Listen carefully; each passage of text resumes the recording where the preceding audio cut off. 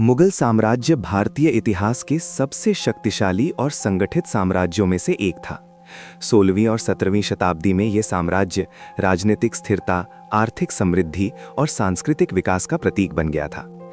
लेकिन हर साम्राज्य की तरह मुगल साम्राज्य को भी एक ऐसे दौर का सामना करना पड़ा जब उसकी शक्ति कमजोर होने लगी। इतिहासकारों के अनुसार मुगल इतिहास का सबसे कठिन काल 17वीं शताब्दी के उत्तरार्ध से लेकर 18वीं शताब्दी के मध्य तक का समय था। इस अवधि में साम्राज्य को राजनीतिक संघर्ष, आर्थिक संकट, धार्मिक तनाव और बाहरी आक्रमणों जैसी अनेक समस्याओं का सामना करना पड़ा। मुगल साम्राज्य की शक्ति का चरम काल आमतौर पर अकबर के शासन में माना जाता है। अकबर ने एक मजबूत प्रशासनिक व्यवस्था स्थापित की और विभिन्न धर्मों तथा संस्कृतियों के लोगों को अपने शासन में शामिल किया। उनके बाद जहांगीर और शाहजहां के शासन में भी साम्राज्य स्थिर और समृद्ध बना रहा। लेकिन इस स्थिरता के पीछे कई ऐसी संरचनात्मक समस्याएं छिपी हुई थीं जो बाद में संकट का कारण बनी। 17वीं शताब्दी के मध्य में जब औरंगजेब सत्ता में आए, तब मुगल साम्राज्य भौगोलिक दृष्टि से अपने सबसे बड़े विस्तार पर था। लेकिन इसी समय साम्राज्य के सामने नई चुनौतियां भी उत्पन्न होने लगी। औरंगजेब का शासन लगभग 50 वर्षों तक चला और इस लंबे शासनकाल में उन्होंने साम्राज्य को दक्षिण भारत तक विस्तार देने का प्रयास किया। दक्षिण भारत में मुगल विस्तार की नीति ने साम्राज्य के संसाधनों पर भारी दबाव डाला। दक्कन क्षेत्र में कई शक्तिशाली राज्यों और सेनाओं का सामना करना पड़ा। विशेष रूप से शिवाजी के नेतृत्व में उभरती हुई मराठा शक्ति मुगल साम्राज्य के लिए एक बड़ी चुनौती बन गई। मराठा आंदोलन केवल एक क्षेत्रीय शक्ति नहीं था, बल्कि ये एक ऐसी राजनीतिक शक्ति बन रहा था जो मुगल प्रभुत्व को चुनौती दे सकता था। मराठाओं के साथ संघर्ष कई दशकों तक चलता रहा। इस युद्ध ने मुगल सेना और खजाने दोनों को कमजोर कर दिया।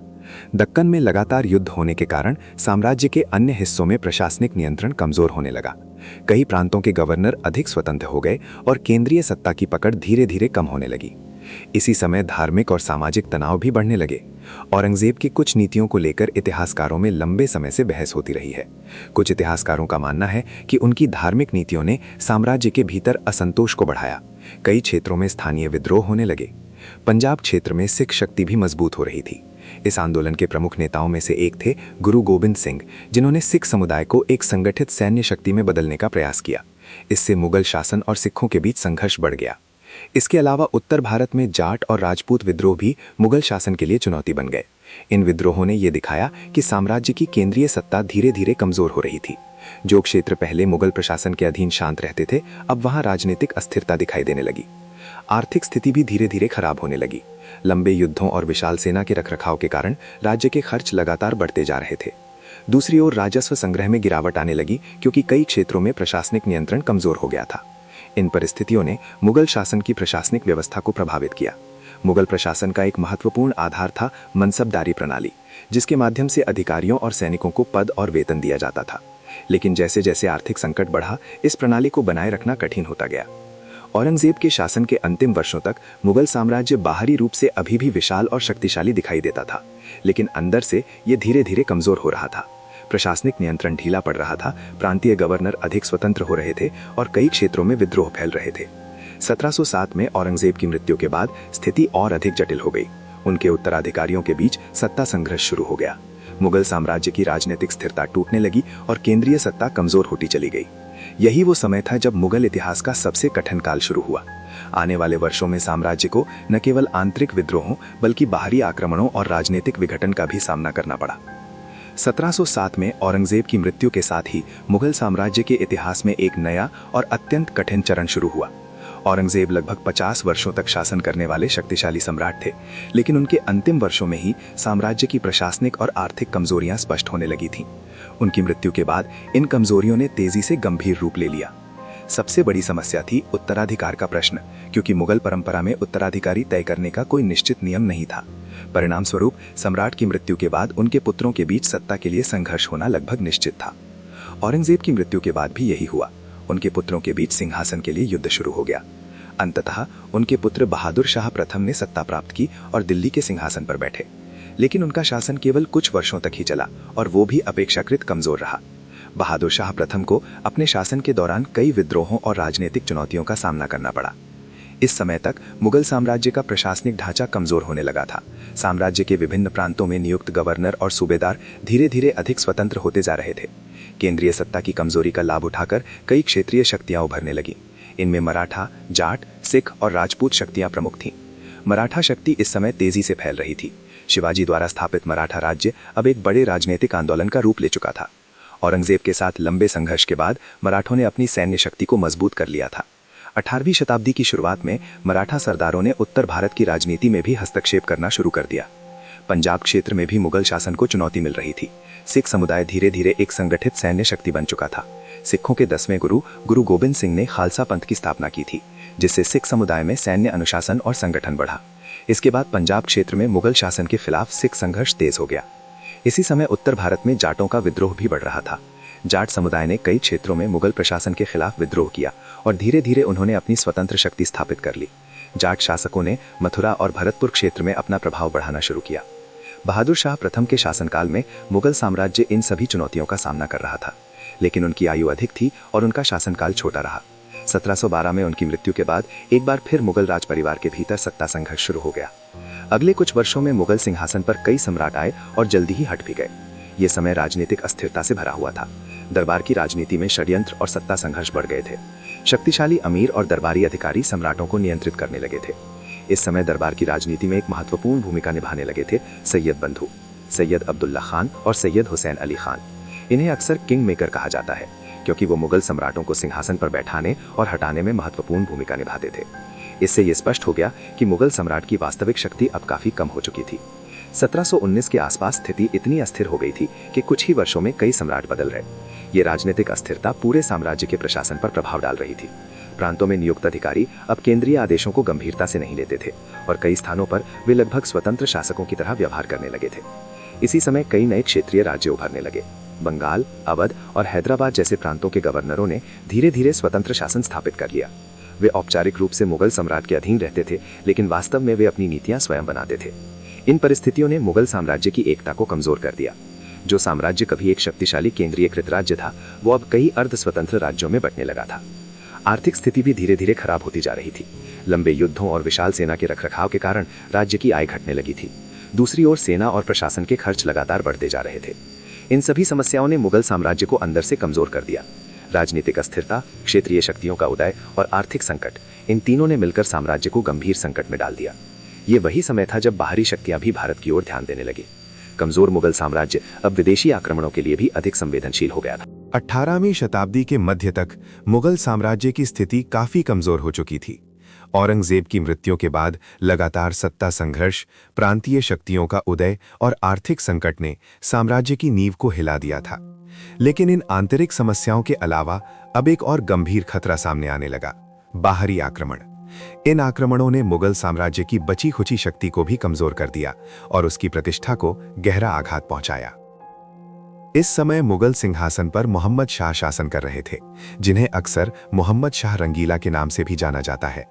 उनका शासनकाल लंबा था, लेकिन राजनीतिक दृष्टि से ये बहुत कठिन समय था। दरबार में षड्यंत्र और गुटबाजी बढ़ गई थी और सम्राट की वास्तविक शक्ति सीमित होती जा रही थी। इसी समय पश्चिम से एक शक्तिशाली आक्रमणकारी भारत की ओर बढ़ रहा था, नादिर शाह। नादिर शाह फारस का एक शक्तिशाली शासक था, जिसने मध्य एशिया और पश्चिम एशिया के कई क्षेत्रों पर विजय प्राप्त कर ली थी। उसकी महत्वाकांक्षा और सैन्य शक्ति दोनों ही बहुत मजबूत थीं। 1739 में नादिर शाह ने भारत पर आक्रमण किया। उस समय मुगल साम्राज्य पहले से ही कमजोर था और उसकी सेना भी पहले जैसी शक्तिशाली नहीं रही थी। करनाल के पास मुगल सेना और नादिर शाह की सेना के बीच एक निर्णायक युद्ध हुआ, जिसे इतिहास में करनाल का युद्ध कहा जाता है। इस युद्ध में मुगल सेना को भारी पराजय का सामना करना पड़ा। नादिर शाह की सेना अधिक संगठित और अनुशासित थी, जबकि मुगल सेना के भीतर समन्वय की कमी थी।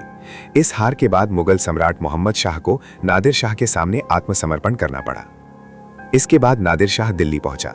दिल्ली उस समय मुगल साम्राज्य की राजधानी और सबसे समृद्ध शहरों में से एक था, लेकिन नादिर शाह के आक्रमण ने इस समृद्ध शहर को भयानक विनाश का सामना करने पर मजबूर कर दिया।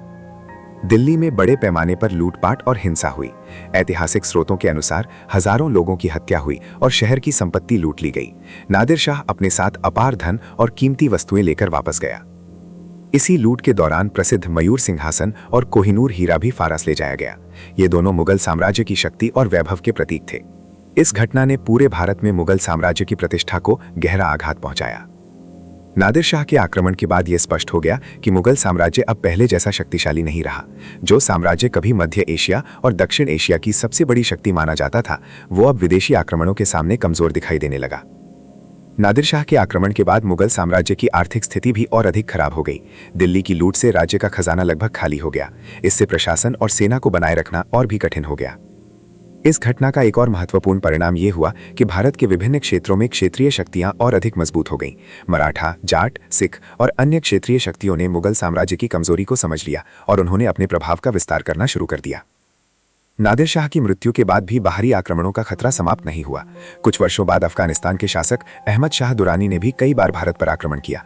उनके आक्रमणों ने उत्तर भारत की राजनीति को और अधिक अस्थिर कर दिया। अहमद शाह दुरानी के आक्रमणों के दौरान भारत के कई क्षेत्रों में युद्ध और अस्थिरता फैल गई। ये समय राजनीतिक संघर्षों और बदलते गठबंधनों का था। मराठा शक्ति भी इस समय उत्तर भारत में तेजी से फैल रही थी और वे मुगल साम्राज्य के स्थान पर एक नई शक्ति के रूप में उभर रहे थे। इन सभी घटनाओं ने मिलकर मुगल साम्राज्य की शक्ति को लगभग समाप्त कर दिया। साम्राज्य औपचारिक रूप से अभी भी अस्तित्व में था, लेकिन उसकी वास्तविक शक्ति बहुत कम रह गई थी।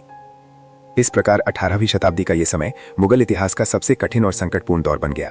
आंतरिक कमजोरी, बाहरी आक्रमण और राजनीतिक विघटन, इन तीनों ने मिलकर उस साम्राज्य को कमजोर कर दिया जिसने कभी पूरे भारतीय उपमहाद्वीप पर अपना प्रभुत्व स्थापित किया था। अगले और अंतिम भाग में हम देखेंगे कि किस प्रकार मुगल साम्राज्य धीरे धीरे केवल एक प्रतीकात्मक सत्ता बनकर रह गया और कैसे नई शक्तियां, विशेष रूप से यूरोपीय शक्तियों ने भारतीय राजनीति में हस्तक्षेप करना शुरू किया। 18वीं शताब्दी के मध्य तक मुगल साम्राज्य की स्थिति अत्यंत कमजोर हो चुकी थी। कभी पूरे भारतीय उपमहाद्वीप पर प्रभाव रखने वाला यह साम्राज्य अब केवल नाम मात्र की शक्ति बनकर रह गया था। आंतरिक संघर्ष, प्रांतीय शक्तियों का उदय और बाहरी आक्रमणों ने इसकी नींव को लगभग समाप्त कर दिया था। इस कठिन काल में मुगल सम्राटों की वास्तविक शक्ति लगातार घटती गई और साम्राज्य धीरे धीरे राजनीतिक प्रतीक बनकर रह गया था। नादिर शाह के आक्रमण और उसके बाद के अफगान हमलों ने मुगल साम्राज्य की प्रतिष्ठा को गंभीर नुकसान पहुंचाया। विशेष रूप से अहमद शाह दुरानी के बार के आक्रमणों ने उत्तर भारत की राजनीति को अस्थिर बना दिया। दुरानी ने कई बार भारत पर आक्रमण किया और हर बार मुगल साम्राज्य उसकी शक्ति का सामना करने में असमर्थ दिखाई दिया। इसी समय भारत में मराठा शक्ति तेजी से उभर रही थी। मराठा साम्राज्य ने दक्कन से निकलकर उत्तर भारत तक अपना प्रभाव फैलाना शुरू कर दिया था। कई क्षेत्रों में मराठा सेनाएं कर वसूलने लगी और वे धीरे धीरे भारतीय राजनीति की सबसे महत्वपूर्ण शक्ति बन गई। मुगल सम्राट औपचारिक रूप से दिल्ली में शासन करते रहे, लेकिन वास्तविक राजनीतिक शक्ति कई बार मराठों या क्षेत्रीय शासकों के हाथों में चली जाती थी। 18वीं शताब्दी के मध्य में एक महत्वपूर्ण घटना हुई, 1761 का तीसरा पानीपत का युद्ध। इस युद्ध में मराठा शक्ति और अहमद शाह दुरानी की अफगान सेना के बीच भीषण संघर्ष हुआ। इस युद्ध ने उत्तर भारत की राजनीति को गहराई से प्रभावित किया। यद्यपि इस युद्ध में मराठों को भारी नुकसान हुआ, फिर भी यह स्पष्ट हो गया कि मुगल साम्राज्य अब भारतीय राजनीति की निर्णायक शक्ति नहीं रहा। इसी समय एक नई शक्ति भारत में धीरे धीरे उभर रही थी, यूरोपीय व्यापारिक कंपनियां। इनमें से सबसे प्रभावशाली थी ब्रिटिश ईस्ट इंडिया कंपनी। ये कंपनी मूल रूप से व्यापार के उद्देश्य से भारत आई थी, लेकिन 18वीं शताब्दी के मध्य तक उसने भारतीय राजनीति में हस्तक्षेप करना शुरू कर दिया। 1757 में बंगाल में हुई एक महत्वपूर्ण घटना ने भारत के इतिहास की दिशा बदल दी। ये घटना थी बैटल ऑफ प्लासी। इस युद्ध में ब्रिटिश ईस्ट इंडिया कंपनी ने बंगाल के नवाब को पराजित कर दिया और बंगाल पर अपना प्रभाव स्थापित कर लिया। ये घटना भारत में ब्रिटिश राजनीतिक शक्ति की शुरुआत मानी जाती है। इसके बाद 1764 में बैटल ऑफ बक्सर हुआ, जिसमें ब्रिटिश ईस्ट इंडिया कंपनी ने बंगाल, अवध और मुगल सम्राट की संयुक्त सेना को पराजित कर दिया। इस युद्ध के बाद कंपनी को बंगाल, बिहार और उड़ीसा के राजस्व अधिकार मिल गए। ये घटना मुगल साम्राज्य के पतन का एक महत्वपूर्ण संकेत थी। अब मुगल सम्राट केवल औपचारिक शासक बनकर रह गए थे। वास्तविक आर्थिक और राजनीतिक शक्ति धीरे धीरे ब्रिटिश ईस्ट इंडिया कंपनी के हाथों में जाने लगी। 18वीं शताब्दी के अंत तक मुगल साम्राज्य लगभग समाप्त हो चुका था। दिल्ली में बैठे सम्राट का प्रभाव केवल राजधानी और उसके आसपास के क्षेत्रों तक सीमित रह गया था। कई क्षेत्रीय राज्य स्वतंत्र रूप से शासन कर रहे थे और यूरोपीय शक्तियां भारतीय राजनीति में सक्रिय हो चुकी थीं। 19वीं शताब्दी में मुगल सम्राटों की स्थिति और भी कमजोर हो गई। वे ब्रिटिश सत्ता के संरक्षण में रहने वाले प्रतीकात्मक शासक बन गए थे। अंततः 1857 के भारतीय विद्रोह के बाद अंतिम मुगल सम्राट बहादुर शाह जफर को ब्रिटिशों ने सत्ता से हटा दिया और उन्हें निर्वासन में भेज दिया। इसके साथ ही लगभग 3 शताब्दियों तक भारत की राजनीति में महत्वपूर्ण भूमिका निभाने वाला मुगल साम्राज्य औपचारिक रूप से समाप्त हो गया। इस प्रकार मुगल इतिहास का सबसे कठिन काल केवल राजनीतिक संकट का दौर नहीं था, बल्कि ये एक ऐसे संक्रमण का समय था जिसमें भारत की सत्ता संरचना पूरी तरह बदल गई। एक ओर पुराना साम्राज्य कमजोर हो रहा था, तो दूसरी ओर नई शक्तियां, क्षेत्रीय राज्य और यूरोपीय कंपनियां उभर रही थीं। इतिहासकारों के लिए ये काल इसलिए भी महत्वपूर्ण है क्योंकि इसी समय भारत की राजनीति बदलने लगी थी। मुगल साम्राज्य का पतन केवल एक साम्राज्य का अंत नहीं था, बल्कि ये उस ऐतिहासिक प्रक्रिया की शुरुआत थी जिसने आगे चलकर भारत में औपनिवेशिक शासन के उदय का मार्ग प्रशस्त किया। इस कठिन काल ने यह भी दिखाया कि किसी भी विशाल साम्राज्य की स्थिरता केवल उसकी सैन्य शक्ति पर निर्भर नहीं होती। प्रशासनिक संतुलन, आर्थिक स्थिरता